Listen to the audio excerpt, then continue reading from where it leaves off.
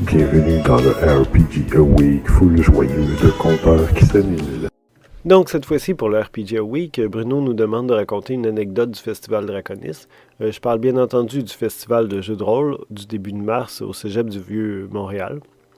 C'est ma 3e fois. J'ai bien l'intention d'y aller pendant les 348 prochaines années, ou plus si possible. Pour moi, c'est la meilleure façon de découvrir des jeux de rôle que je connais pas, de jouer avec des rôlistes différents de mes groupes habituels, de trouver des porte-clés de Nullbug, des livres usagés intéressants, des accessoires de GN, puis des devins en cuir pour mettre nos dés. Il y avait même un illustrateur excellent pour dessiner les persos, qui a une super page Facebook, Champions of Eon, qui est dans le doodly-doo en bas. Ma première partie, ça a été Fall of Magic, un jeu à contrôle narratif partagé que j'ai découvert à ce moment-là. On a déterminé qu'on était sur une terre plate avec un archipel d'îles très étendues, puis on a conjointement décidé que la magie était en train de mourir parce que le dieu unique avait été tué accidentellement par mon perso.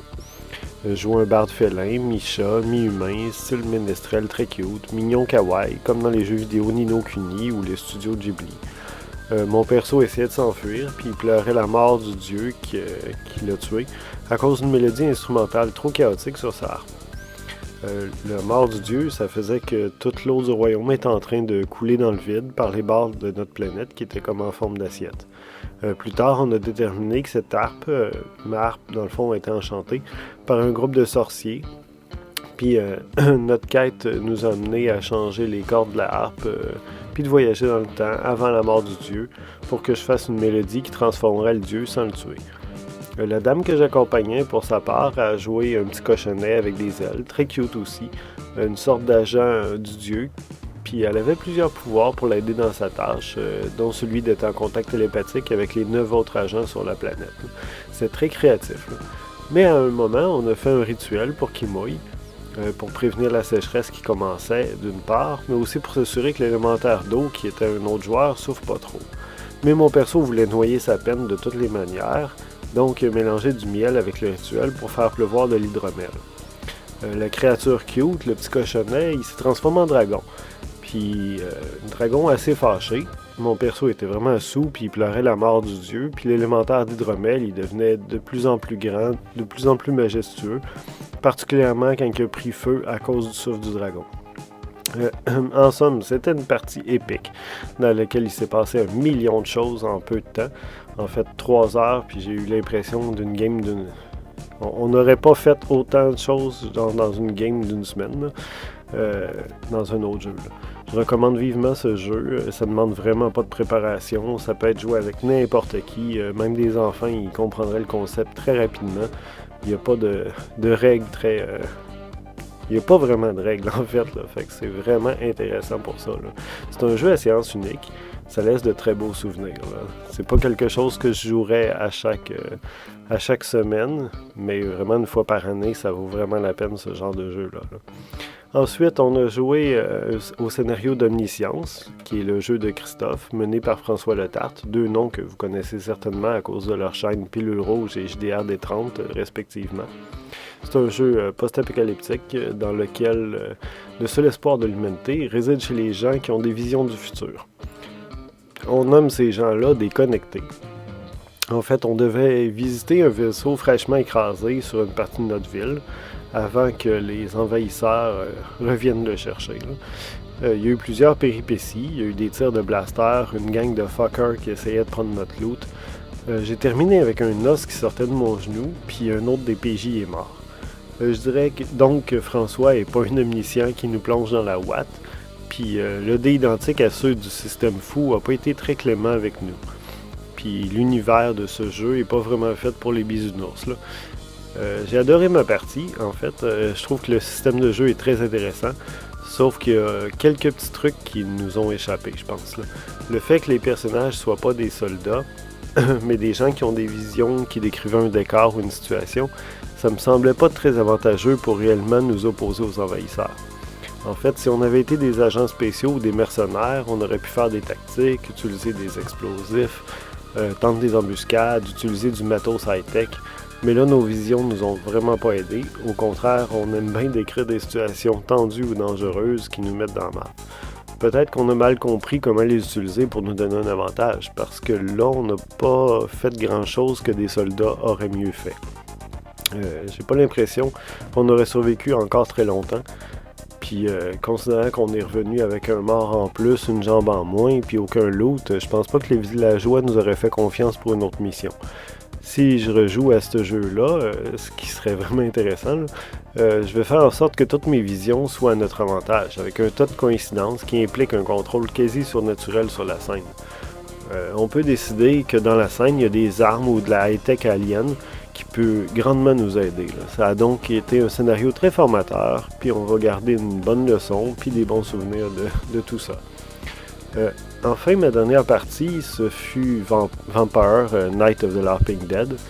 Outre l'excellent nom de la partie, on avait un compteur qui s'enfargeait pas dans les règles, puis qui perdait pas de temps avec ce qui servait à rien pour l'histoire, notamment les clans.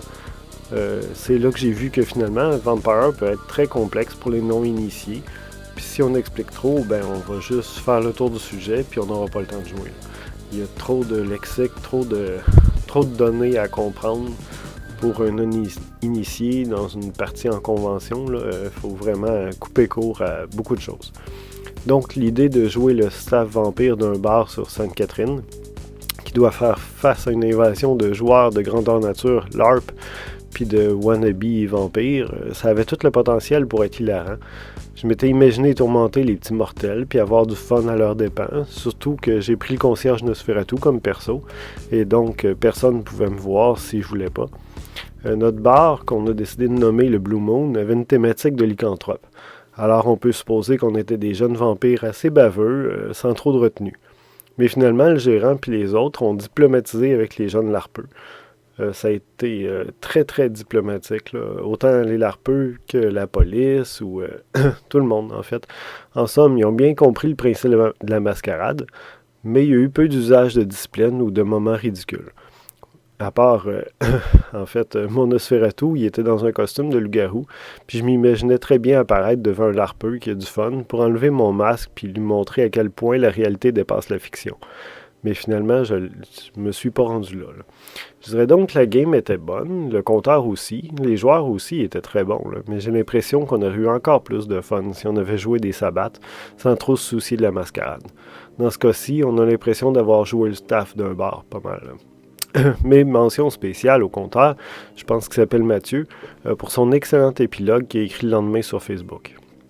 Mais ça m'a confirmé que l'idée d'utiliser Urban Shadows au lieu des règles de vampire pour mon scénario pour Draconis 2021. Draconis, ça a été aussi le moment de rencontrer presque tous les youtubeurs de jeux de rôle au Québec en personne. Malheureusement, j'ai pas eu le temps que je voulais pour discuter avec eux. J'ai même pas vu le gâteau banane. J'espère que Bruno va le refaire l'an prochain, puis avec de la chance, ce sera un gâteau au bleuet du lac Saint-Jean cette fois-là. À la question d'Andréane et de Sébastien... Là, je me promène, puis il y en a un autre qui arrive. Ah, salut, Josage de jeu de rôle, tu sais, un peu gêné, mais super sympathique, tu sais. Puis là, boum, il se met à faire des vidéos, compteur. Je m'excuse. Ouais, c'est comme ça. C'est de la bullshit. C'est pas de la bullshit. La deuxième année, c'est moi qui ai vu, puis c'est moi qui l'ai inspiré à faire des vidéos. Ben, il m'a vu, il t'a vu, mais compteur, va falloir que tu mettes ça au clair. Hey, n'importe quoi, là. Tu te laisses aller dans tes fantasmes de nobody YouTuber, il va falloir, il va nous le dire, compteur, il va faire une vidéo pour nous expliquer ses anecdotes de convention, et ça va être une anecdote de convention. L'an dernier, t'as vu qui en premier et vers qui t'as été, et ton premier vidéo, tu le dédiais à qui? Bon, on s'attend à ça de toi. C'est ton défi que je te lance. Dans l'RPG Week! Ben, il est un peu tard le défi, là. Fait que, donc, à cette question, vous avez tous les deux partiellement raison. Oui, j'ai tout d'abord vu Sébastien, mais j'ai vu Andréane une seconde après. Et c'est principalement Andréane qui m'a convaincu de faire des vidéos après que je lui ai laissé un commentaire de 3000 mots. Elle m'a dit que c'était pénible de lire mes longs messages et donc que ce serait préférable de faire des vidéos. Ça a réduit de beaucoup la taille de mes commentaires pour le bien de tous les yeux de tout le monde. Comme à chaque année, le festival se termine un peu trop rapidement. 14 heures de jeux de rôle sans arrêt, ça me rappelle mon adolescence. Ça fait beaucoup de bien. Il y a plein de discussions que j'aurais voulu avoir entre les parties, plein de jeux que j'aurais aimé jouer. Mais je trouve qu'il y a un peu trop de D&D puis de Pathfinder, donc je vais me résoudre à faire une game l'an prochain.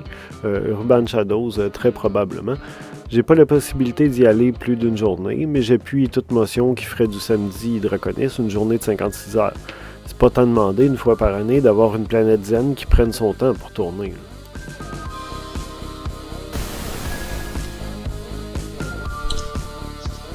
Pour cet épisode, ajoute-toi un point d'expérience à ta fiche sans dire à personne et donne un dérangement permanent à ton maître de jeu.